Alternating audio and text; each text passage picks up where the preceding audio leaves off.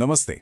आज के इस खास एक्सप्लेनर में हम बात करने वाले हैं उस संघर्ष की जो पढ़ाई करने वाले हर इंसान की जिंदगी का एक बड़ा हिस्सा रहा है। आज हम सिर्फ किताबी बातें नहीं करेंगे, बल्कि क्लिनिकल साइकोलॉजी और रोजमर्रा की पढ़ाई की जमीनी हकीकत को जोड़ कर देखेंगे। हम समझेंगे कि आखिर वो कौन सी मनोवैज्ञानिक उलझनें हैं जो हमें रोकती हैं और कैसे कुछ ठोस वैज्ञानिक तरीकों से हम उनसे बाहर आ सकते हैं। तो चलिए बिना देर किए सीधे मुद्दे पर आते हैं। अब एक सवाल जो अक्सर मन में आता है कि आखिर पढ़ाई शुरू करना ही दुनिया का सबसे मुश्किल काम क्यों लगता है। मतलब सब कुछ पता है, टाइम टेबल बन चुका है, लेकिन किताबों के सामने बैठकर वो पहला पन्ना खोलना किसी भारी चट्टान को धकेलने जैसा महसूस होता है ना। देखिए, ये सिर्फ फोकस की कमी नहीं है, ये एक ऐसी गहरी जड़ता है जो बस एक्शन लेने से रोकती है। और यकीन मानिए, इस लड़ाई में कोई भी अकेला नहीं है। आपको जानकर शायद हैरानी हो कि प्राचीन ग्रीक विचारकों जैसे सुकरात और अरस्तु ने भी इस मानसिक स्थिति को पहचाना था और इसके लिए एक बाकायदा शब्द गढ़ा था, अक्रेशिया। इसका सीधा सा मतलब है अपने ही बेहतर फैसलों के खिलाफ जाकर काम करना। तो ये जानना वाकई बहुत सुकून देता है कि काम टालने की ये जो आदत है ना, ये आधुनिक युग की कोई व्यक्तिगत विफलता नहीं है, बल्कि सदियों पुराना एक मानवीय संघर्ष है। इसे समझने के बाद काम टालने पर जो हमें अपराध बोध होता है, उसे काफी हद तक कम किया जा सकता है। तो आज की इस चर्चा का हमारा रोड मैप कुछ इस तरह रहेगा। पहला, देरी का विज्ञान। दूसरा, प्रेरणा के 3 आधार। तीसरा, एक्शन लेने की रणनीतियां। चौथा, कठोर मेहनत की सच्चाई। और पांचवां, एग्जाम की घबराहट को दूर करना। चलिए पहले हिस्से से शुरू करते हैं, देरी का विज्ञान। आखिर हमारा अपना दिमाग ही हमारे लंबे समय के लक्ष्यों के खिलाफ क्यों खड़ा हो जाता है? इसे समझने के लिए टाइम इनकंसिस्टेंसी नाम के एक मनोवैज्ञानिक सिद्धांत को देखना होगा। ये एक बड़ी दिलचस्प जंग है हमारे वर्तमान रूप और भविष्य के रूप के बीच। होता क्या है कि जब हम लक्ष्य तय करते हैं, जैसे परीक्षा पास करना, तो वो हमारे भविष्य के रूप के लिए होता है जो लंबे समय के फायदों की कदर करता है। लेकिन समस्या ये है कि फैसला लेने और काम करने की ताकत सिर्फ वर्तमान रूप के पास होती है, और इस वर्तमान रूप को तो बस तुरंत मिलने वाली खुशी या इंस्टेंट ग्रेटिफिकेशन चाहिए। इसीलिए रात को पूरे जोश में टाइम टेबल तो बन जाता है, लेकिन सुबह उस पर अमल करना पहाड़ चढ़ने जैसा लगता है। और यहीं पर सामने आती है एक बहुत बड़ी विडंबना, जिसे हम दी एक्शन लाइन कह सकते हैं। काम को टालने पर जो तनाव, गिल्ट और एंजाइटी हमें महसूस होती है ना, वो असल में उस काम को करने की मेहनत से कहीं ज्यादा थका देने वाली होती है। सोचिए, असली दर्द काम करने में नहीं, बल्कि उसे शुरू करने में है। एक बार आपने हिम्मत करके इस एक्शन लाइन को पार कर लिया, तो वो घबराहट अपने आप छुमंतर होने लगती है। अब आते हैं दूसरे हिस्से पर, प्रेरणा के 3 आधार, यानी the self determination theory. The medical teacher journal का ये शोध शैक्षणिक माहौल में इसी सेल्फ डिटर्मिनेशन थ्योरी की अहमियत को बड़ी खूबसूरती से समझाता है। ये स्पष्ट करता है कि कैसे बाहरी दबाव के बजाय हमारे अंदर की असली प्रेरणा मानसिक स्वास्थ्य और सीखने की क्षमता के लिए कहीं ज्यादा कारगर होती है। इसे ऐसे समझिए, आंतरिक और बाहरी प्रेरणा के बीच का अंतर बहुत अहम है। आंतरिक प्रेरणा यानी इंट्रिंसिक मोटिवेशन हमारी सच्ची रुचि से आती है। ये गहरी समझ और बेहतर मानसिक शांति देती है। दूसरी तरफ है बाहरी प्रेरणा, जो किसी दबाव या सजा के डर से आती है। ये बस ऊपर ऊपर की पढ़ाई करवाती है और एंग्जाइटी बढ़ाती है। सीधी सी बात है, जब कोई विषय मजबूरी के बजाय अपनी मर्जी से पढ़ा जाता है, तो दिमाग उसे लंबे समय तक याद रख पाता है।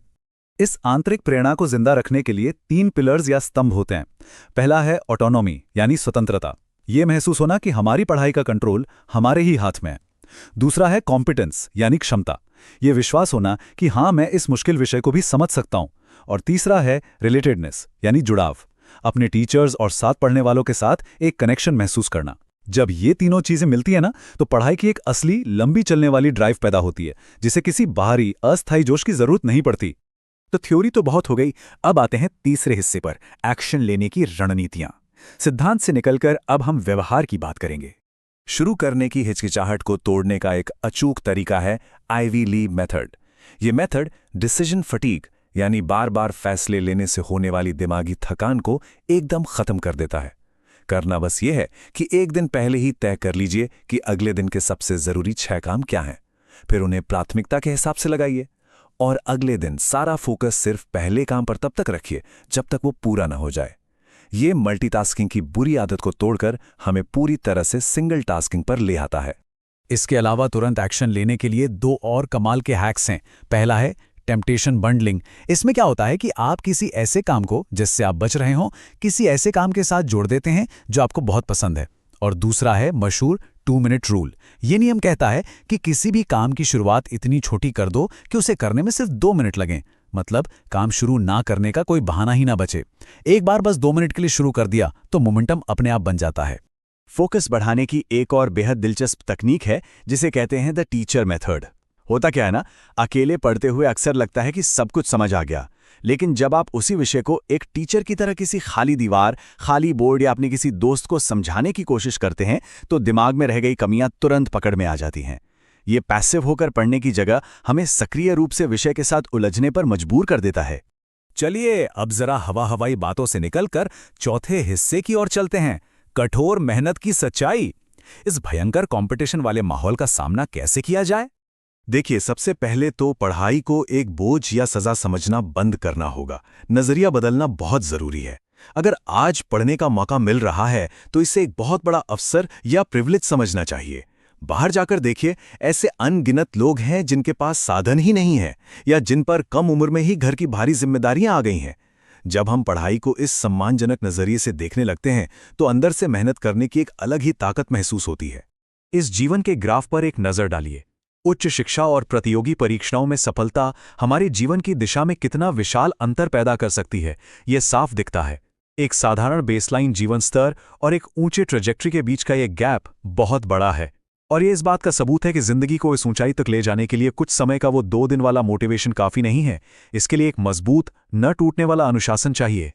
और हाँ, प्रतियोगी परीक्षाओं के इस परिदृश्य में एक बहुत ही जमीनी हकीकत संसाधनों और भाषा की भी होती है। हिंदी और अंग्रेजी माध्यम के विद्यार्थियों के बीच संसाधनों की उपलब्धता में अक्सर एक स्पष्ट अंतर देखा जाता है। जहां हिंदी माध्यम में जटिल शब्दावली और कुछ सीमित संसाधनों की चुनौती सामने आ सकती है, वहीं अंग्रेजी माध्यम में वाक्य संरचना और वैकल्पिक सामग्री का सीधा फायदा मिल सकता है।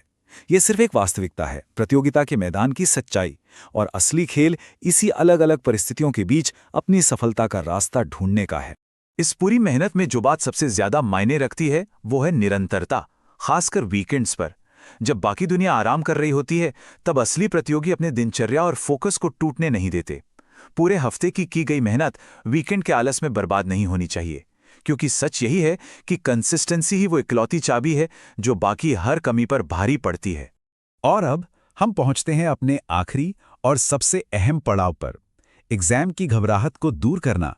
इस अंतिम बाधा का डटकर सामना कैसे करें? परीक्षा से पहले अगर डर या एंग्जाइटी महसूस हो रही है ना, तो घबराइए मत। ये असल में इस बात का पक्का सबूत है कि आप इस परीक्षा को लेकर कितने गंभीर हैं। डरता वही है जिसने सच में मेहनत की होती है।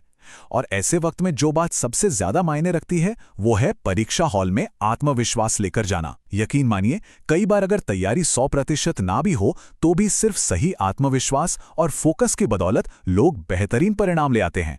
हम अक्सर समाज और रिश्तेदारों के दबाव का एक बहुत बड़ा पहाड़ अपने दिमाग पर बना लेते हैं, लेकिन असली हकीकत क्या है? माता पिता अक्सर सिर्फ यही चाहते हैं कि उनके बच्चे में मेहनत करने की आदत आ जाए। किसी एक परीक्षा का रिजल्ट कुछ ही महीनों में सब भूल जाते हैं, लेकिन जो संघर्ष करने की क्षमता आपके अंदर विकसित होती है ना, वो जीवन भर आपका साथ निभाती है।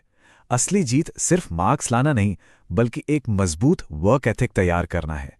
और अगर कभी कोई परीक्षा उम्मीद के मुताबिक ना भी हो तो वो मशहूर डायलॉग हमेशा याद रखना चाहिए, पिक्चर अभी बाकी है मेरे दोस्त। किसी एक परीक्षा में मनचाहा परिणाम ना मिलना जीवन की पूरी कहानी का अंत नहीं होता। जिंदगी आगे चलकर ऐसे कई और अवसर देगी जहां आप अपनी असली क्षमता साबित कर पाएंगे। ये जीवन एक बहुत लंबी यात्रा है, किसी एक दिन का इम्तिहान नहीं। तो आखिर में अब एक सबसे जरूरी सवाल, वर्तमान के आलस को हराकर एक बेहतरीन भविष्य बनाने के लिए आज इनमें से कौन सी रणनीति अपनाई जाएगी? क्या वो 2 मिनट रूल होगा या फिर आइवी ली मेथड? फैसला जो भी हो, शुरुआत आज से ही होनी चाहिए। इस एक्सप्लेनर के साथ अंत तक जुड़े रहने और इस पूरे सफर को गहराई से समझने के लिए आपका बहुत बहुत धन्यवाद। मिलते हैं अगले विषय के साथ।